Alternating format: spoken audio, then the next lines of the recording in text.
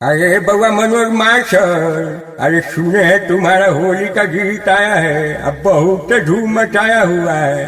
अरे जरा हमको भी सुनाओ। है तो ली बाबा सुनी।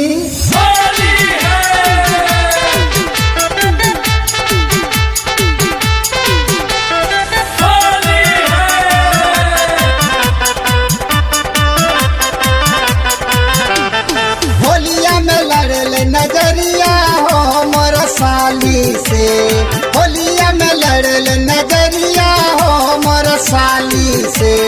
चुप के गईली ससुररिया हो घर बाली से, चुप के गईली ससुररिया हो घर बाली से।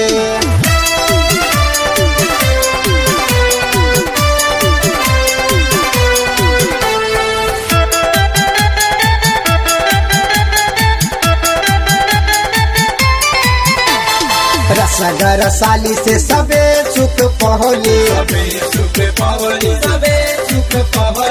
धीरे धीरे धर के लहंगा हटवली। रसगर साली से सबे सुख पहली, धीरे धीरे धर के लहंगा हटवली। बढ़ गले हमारे उमिरिया हो मोर साली से, बढ़ गले हमारे उमिरिया हो मोर साली से।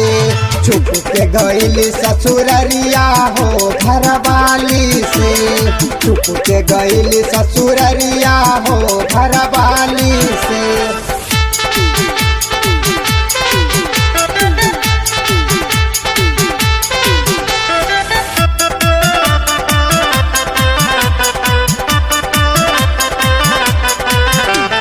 राजन भैया खइले बा दूध के मलाई, दूध के मलाई हो दूध के मलाई। मार्शल मनोज दिले चोलिया लेटाई, चोलिया लेटाई हो चोलिया लेटाई। राजन भैया खइले बा दूध के मलाई, मार्शल मनोज दिले चोलिया लेटाई।